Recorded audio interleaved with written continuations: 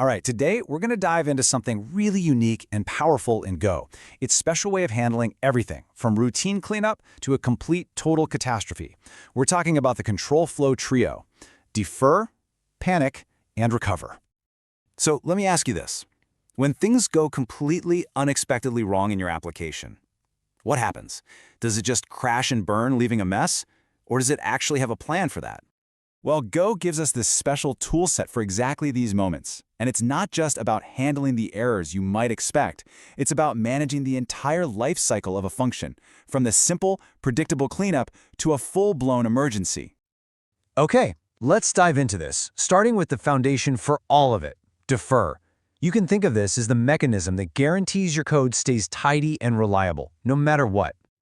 You know, the best way to get your head around defer is to think about cleaning up after a party, but in a really smart way. Imagine you open a bottle of wine.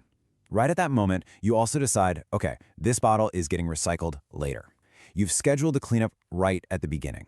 That way, you've made a promise. It doesn't matter how the party ends, whether it's a huge success or a total disaster, that bottle is getting recycled. And that's exactly what defer does in your code. The defer keyword schedules a function to run just before its surrounding function finishes. It's your absolute guarantee for things like resource cleanup. Now, there are two crucial rules you have to know. First, if you have multiple defer statements, they run in a last-in, first-out order. Just think of stacking plates. The last plate you put on the stack is the first one you take off. Second, and this one is so important, the arguments for a deferred function are evaluated immediately when you call defer, not when the function actually runs later. This means it takes a snapshot of the current value of any variables right then and there. This is absolutely essential for things like logging the state of your program before it all goes wrong. So let's move on to the next level of intensity: panic. If defer is all about planned, orderly cleanup, panic is for when things go completely, totally off the rails. The analogy here is just perfect. A panic is literally like pulling the fire alarm. Everything stops. The normal flow of your program comes to a screeching halt.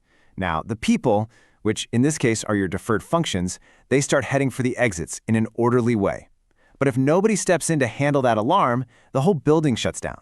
Your program crashes. So officially, a panic is a built-in function that signals some kind of exceptional, unrecoverable error. And listen, this isn't for something like a user typing in the wrong password. No, this is for situations that should be impossible, things that tell you there's a serious bug somewhere in your code. Now, what's really fascinating about this process is how defer gets its moment to shine, even during a total crisis. When a function panics, it stops what it's doing immediately, but, and this is key, after its deferred functions have a chance to run. Then, the panic travels up the call stack to the function that called it, and the whole process repeats. It's like this orderly evacuation, making sure cleanup happens at every single level. And this just keeps going, all the way to the top, unless something or someone stops it. Unless the emergency response team shows up. And that, right there, is where our third and final piece, recover, comes into the picture. Think of recover as that highly specialized team. They're trained for one thing and one thing only: handling a fire alarm. But they have some very strict rules. They can only operate during an actual alarm. That's our panic. And they absolutely must be stationed in a designated safety area. In our code, that safety area is a defer block. Recover is the only function in Go that can stop a panic dead in its tracks. It lets you regain control of a panicking Go routine, which is just Go's lightweight thread of execution, and it captures the value of the panic, allowing the program to continue on instead of just crashing. And this right here, this is the golden rule. If you remember nothing else, remember this. If you call recover anywhere else, it does absolutely nothing. It just returns nil. It has to be inside a deferred function, because that's the only code that gets to run while the stack is unwinding from a panic. It is, quite literally, the designated safety area where the emergency response team has to be. So now that we have all three pieces of the puzzle, let's put them all together and talk about best practices. This is stuff that's absolutely crucial for any senior engineer to really master. This whole trio is incredibly powerful for building really resilient systems. A classic example is a web server, right? You can wrap the handler for every single incoming request in a function that has a defer and a recover. So now, if one of those requests triggers a panic because of some bizarre bug, recover catches it, you can log the error, and then the server just keeps on going, processing all the other requests. One bad apple doesn't spoil the whole bunch. But, with great power comes great responsibility. The most critical distinction to make when you're writing idiomatic Go code is knowing when to use a panic versus a standard error.